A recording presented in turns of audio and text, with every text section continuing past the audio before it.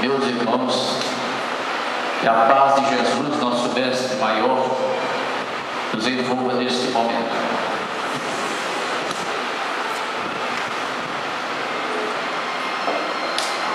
Todos aqueles espíritos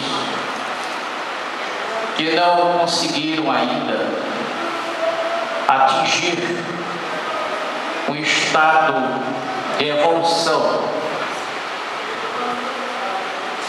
adequado a não necessitarem mais de voltarem à Terra para novos aprendizados, excetuando esses, todos os outros espíritos necessariamente terão que renascer na Terra.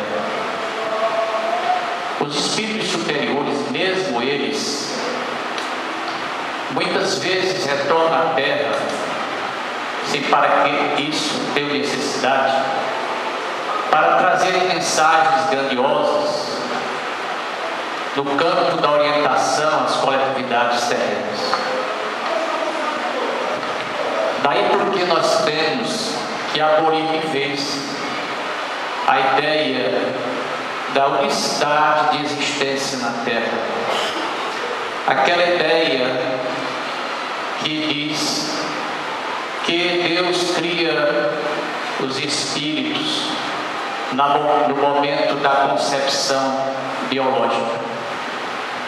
Essa ideia não subsiste nem à ciência, nem ao critério teológico que esteja além dos conceitos dogmáticos. Haverá um tempo em que as religiões haverão de adequar suas teologias a este conhecimento das vidas sucessivas, que faz com que as pessoas passem a ver em Deus verdadeiramente um Pai amoroso que oferece oportunidades a todos os seus filhos, porque ante Ele não há preferência, não há nenhuma preferência perante Deus. Ele ama a todos da mesma forma. Vejamos baseado em que está o estudo da multiplicidade de existências. Sem a multiplicidade de existências, a maioria das questões que são postas perante nós na vida social ficam sem resposta. E tudo se atribui então ao mistério.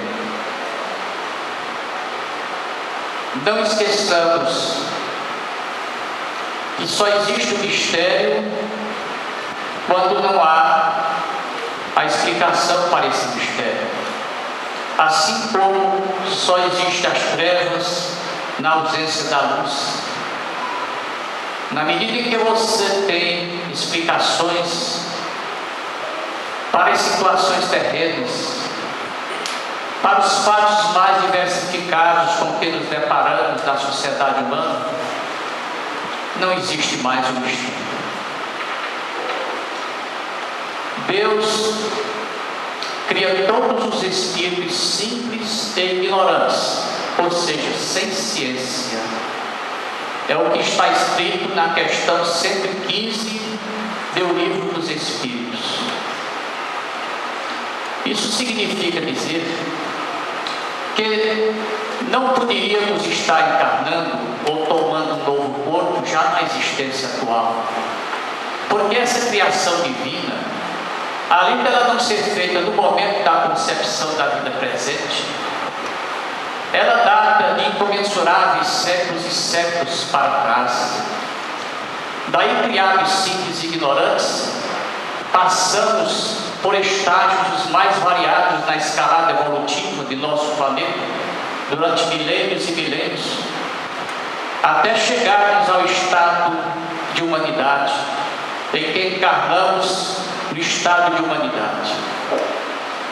E nesse estado de humanidade, Quando começamos a conhecer o livre-arbítrio, ou pôr em prática o livre-arbítrio, dissociando, portanto, o bem do mal, o certo do errado, passamos a ser responsabilizados por nossas ações. Nós não vamos responsabilizar o cachorro por sua ação, um animal por sua ação, porque ele não tem a desenvoltura mental que nós temos, de sabermos o que é certo e o que é errado do estado de humanidade. Mas como sabemos quando estamos agindo certo ou errado? Muito fácil, diz os Espíritos, que é quando nós não gostaríamos que fizesse a nós o que nós fazemos aos outros. Sempre que nós não quisermos que façam a nós determinada coisa e fazemos aos outros, estamos errados. Isso então é o discernimento que temos, diferentemente dos animais, de outras espécies menos evoluídas. Então, Deus cria-nos simples e sem ciência, e nós vamos, através da escola terrena, passo a passo, evoluindo, nos capacitando para voos mais elevados, em busca da perfeição. Daí porque a escola terrena é grandiosa, porque aqui, em contato com aquilo que nos fará aprender e discernir melhor, alçarmos os voos. Se ficarmos na espiritualidade sempre depois do desencarne, não teremos a oportunidade de estarmos novamente juntos daqueles com quem temos tarefas a realizar, com quem temos perdões a oferecer, com quem temos de ter paciência. Não temos como nos libertar do egoísmo, do orgulho, da vaidade que carregamos. Só na escola terrena, em contato com o dia a dia, é que estamos nos preparando adequadamente. Não vamos pretender que numa encarnação só nós aprendamos tudo. Nem aprendemos tudo numa, e nem 10, e nem 20, porque a evolução espiritual é longa. Daí porque quando nós nos deparamos com uma pessoa que não pensa como nós e que ainda faz coisas que nós já abolimos, nós não podemos virar o rosto, porque esses espíritos estão em processo de aprendizado. Por lá nós já deveremos ter passado, com certeza. Já fizemos muitas coisas erradas e sempre encontramos em nossa caminhada aqueles mais adiantados que olharam para trás e nos deram as mãos e nos tiraram do charco, da lama, e nos encaminharam para o bem. Por que não fazermos o mesmo agora com esses outros?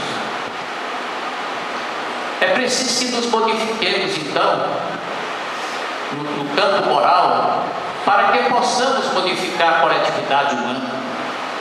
Não podemos pretender a paz se não carregamos a paz dentro de nós. Não podemos achar que o outro é orgulhoso se nós somos orgulhosos ainda. E por aí vai. Não podemos, de dedo em vista, atacar o egoísmo do outro, porque somos egoístas também.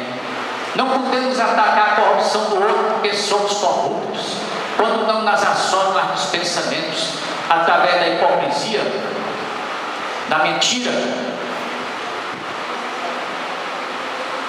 Todos nós podemos fazer esse meia-culpa, porque o julgamento maior está em nossa consciência, meus irmãos. A consciência é o nosso juiz maior, não é a consciência do outro, e nem Deus é o nosso maior juiz. O nosso maior juiz somos nós mesmos. Nós nos julgamos a nós mesmos, porque a lei divina ela é aplicada de forma adequada, e nós já começamos a ressarcir o erro no momento em que o praticamos. É um julgamento automático que nós fazemos. Daí porque só vindo à Terra outras vezes, passando pela escola terrena, nós compreenderemos melhor como é que Deus age com seus filhos. Deus não castiga. Deus não castiga. Existe um livro na doutrina espírita só sobre isso, O título é Deus não castiga. É muito fácil nós jogarmos para Deus tudo de mal que nos acontece, todas as desgraças, entre aspas, que nos acontecem da vida, atribuirmos à má vontade de Deus para conosco. Deus não castiga. Nós apenas ressarcimos e reaprendemos através da prática o de melhor para melhor sermos, para melhor convivermos em sociedade. Deus é justo, é Pai. Não existe nenhum Pai maior do que Ele. Imaginemos, se nós como pais, avós, nós perdoamos tantas vezes uma falta de um filho, de um neto, por que Deus não faria isso? Por quê? Faria. Mas como pais e avós, nós também ensinamos. Mas para ensinarmos, precisamos dar o exemplo. Para melhor ensinarmos. Não temos a culpa de tudo em Deus. Mas pergunta alguns, mas irmão, por que algumas pessoas tão boas sofrem tanto? Se dedicam tanto aos outros e sofrem tanto sem merecer? Primeiro, não sabemos se não há merecimento, se não estaria ressarcindo débitos anteriores, embora já tenha ultrapassado um limite razoável na escala evolutiva. Em segundo lugar, nós temos que entender que existem espíritos missionários que vêm à Terra para se entregar incondicionalmente aos outros e sofrem pelos outros, sem que para isso tenham qualquer responsabilidade nas questões que estão diante dele para dirimir, para decidir, mas sofrem com os sofredores, se dedicam, são as encarnações sacrificiais. Ou os irmãos acreditam que Jesus merecia desencarnar nas condições terríveis como desencarnou? Será que ele devia alguma coisa? Não devia. É o amor que leva os espíritos superiores a assim agir. Então, meus irmãos, Deus mostra a sua imparcialidade conosco, dando-nos a direção de cada um, para que ele tome as rédeas da vida e cumpra o seu destino, ou ele meça o seu destino, ou diga para que lado quer ir. Quero ir para aqui, para lá, quero fazer isso, aquilo. Isso chama-se livre-arbítrio. Lógico que o livre-arbítrio ele tem seus limites. Por que ele tem seus limites? Na medida em que, quando você age errado, você fica na condição, na obrigatoriedade de ressarcir. E esse ressarcimento, por exemplo, pode levá-lo a uma próxima encarnação, não gozar, por exemplo, de determinadas faculdades que você gozava e não goza nessa existência, porque você, através do seu destino, você contribuiu para que não tivesse mais determinadas facilidades. Daí porque nascem pessoas diversificadas no modo de pensar, no corpo físico, com determinados achaques, determinadas doenças. Tudo isso submetido a uma lei de causa e efeito. Não há um determinismo do sentido como as teologias, a maioria das teologias admite, aquele determinismo absoluto. Existe um determinismo relativo, mas absoluto, como algumas doutrinas religiosas pregam, não existe. No sentido de que Deus determinou que você vai nascer entrevado porque Ele quer. Esse determina absoluto não existe.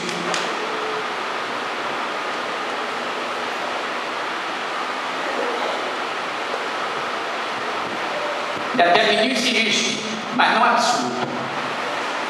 Porque você vai, como proprietário do seu destino, você faz o seu destino. Então não é Deus que determina que você vai ser dessa ou daquela forma. É você que vai marcando o seu destino através das etapas. Agora, como dissemos, há um determinismo relativo. Ou seja, em determinadas situações você se vê privado em determinadas situações que viveu em vidas passadas e que nessa não vai poder viver. Por que alguns nascem trevados? Por que alguns nascem cegos? Por que as doenças de nascença, congênitas? Por quê?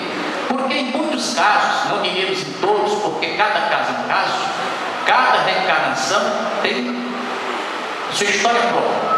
Mas a probabilidade maior é que isso seja um limite ao seu livre-arbítrio, para que você não venha a cometer as faltas anteriormente cometidas que o levaram àquilo. Então, ao invés de Deus estar castigando, Ele está dando uma oportunidade para você se recuperar. Na medida que se você enxergasse, ou que você corresse, ou que pudesse usar as mãos, você viesse a correr nas faltas cometidas anteriormente e que o levaram a isso. É o remédio amargo de que se fala. É o remédio amargo que o pai e a mãe dão para o filho. O filho chora, reclama, mas vai curá-lo. Então isso não é punição, é um ajuste de conduta. De posse desse conhecimento, você vai sentir a necessidade de reencarnar, a necessidade da encarnação. E você, ao chegar no plano espiritual, muitas vezes vai pedir para voltar. Quando você toma conhecimento das situações que muitas vezes na Terra você não tem acesso a elas, e alguém diz, mas se eu tivesse acesso a isso, não seria melhor para mim? Não.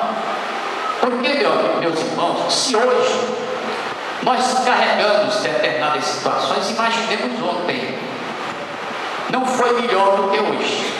Se nós, nessa existência, passarmos a lembrar de situações passadas, há uma tendência muito grande de nós nos desequilibrarmos. Nós conhecemos na doutrina espírita, no estudo da doutrina, casos de pessoas que têm acesso às situações passadas e vivem verdadeiros traumas. Quando encontram a casa espírita, tudo bem. Quando não encontram, vivem com aquilo por tempos e tempos. E muitas vezes são internados. Hoje não, porque já não há mais isso. Mas antigamente, por qualquer situação dessa, se internavam pessoas em hospitais psiquiátricos, fazendo com que a situação se agravasse mais ainda. Então, o esquecimento do nosso passado é uma bênção divina para nós. É uma bênção divina. Disso tiramos a certeza. Não culpemos Deus pela nossa culpa. Porque Deus não gosta de nós. Deus é isso, Deus é aquilo, né? Isso, as pessoas que pensam assim, muitas vezes elas se tornam materialistas, porque passam a não acreditar em Deus. E há uma tendência natural de quando você não entende esse Deus, que você vê Deus sob outro prisma e passa a descrever, de até em existências seguintes você vir com essa dúvida. Porque no plano espiritual você se acaba. Quando chega na matéria, esse passado é encoberto. E muitas vezes você traz lá no subconsciente recuado ideias que levam a você, às vezes, a enveredar pelo campo da materialidade, da crença divina. A questão não é simples de ser estudada, é uma questão complexa, varia de caso para caso. E nós não podemos, em poucos minutos, adentrar determinadas situações. Mas no contexto geral, era isso que queríamos deixar para vocês. Todos nós precisamos voltar à Terra, para a escola terrena, que é a melhor escola que existe, onde nós vamos aprender. Já estivemos aqui muitas vezes.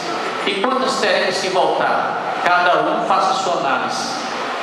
De tal forma que, através do procedimento dela, do destino que ela der à sua vida, ela vai ter uma ideia de se ainda precisa voltar muito, ou acha que em algumas voltas vai situar-se no patamar e possa demandar um pouco mais de tempo na espiritualidade. Mas nunca deixemos de ter a fé raciocinada. Allan Kardec, quando ele estuda a fé, ele chama a atenção para isso.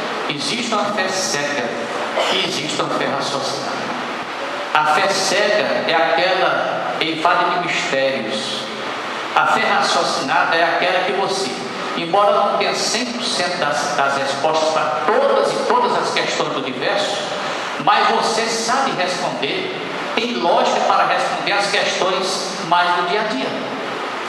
Essa é a fé raciocinada. A fé raciocinada, você não perde. Você não perde. A outra, quando a pessoa diz assim, eu não tenho mais fé, é porque não tinha. Porque a fé raciocinada você não a perde. Você perde, entre aspas, a fé cega. Mas não era fé. Era crença naquilo que você não acreditava. E se dizia que acreditava era pelas contingências das teologias que lhe passaram, que é uma diferença muito grande. Então, meus irmãos, olhemos, vejamos Deus por esse aspecto, vejamos a reencarnação por esse aspecto, pela beleza que é a possibilidade de nós voltarmos à Terra e nós darmos nossas contribuições, né? O aluno só chega à universidade depois de passar por um escala.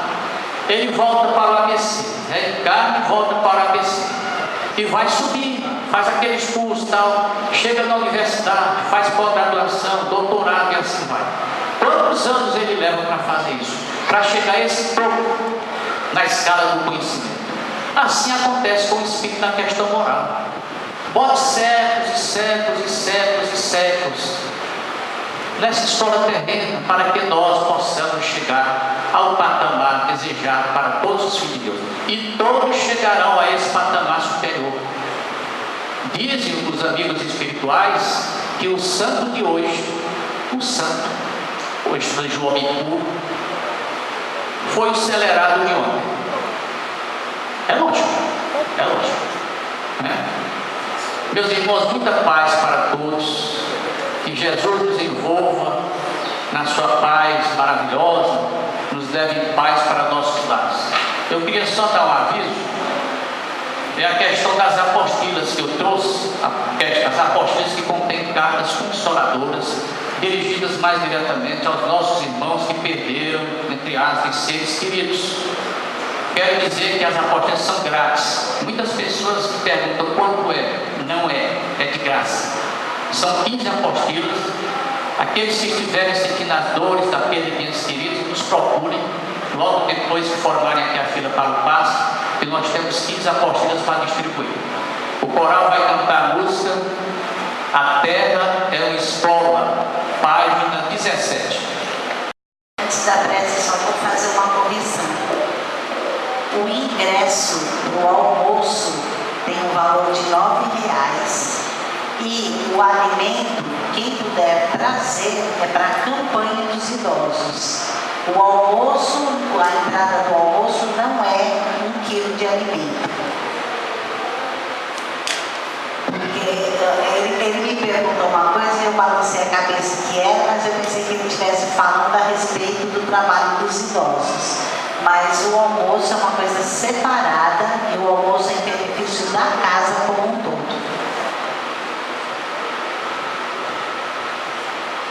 Vamos fechar os nossos olhos, nos acomodarmos de maneira confortável,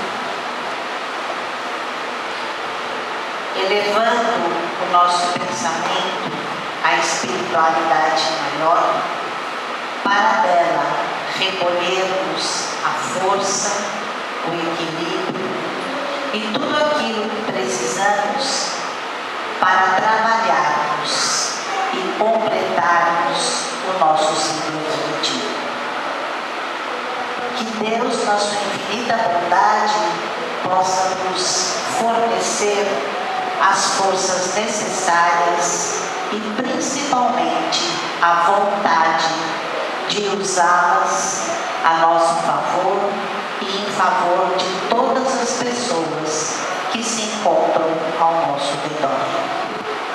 Que a semana possa se iniciar em muita paz, harmonia, equilíbrio, tranquilidade e saúde.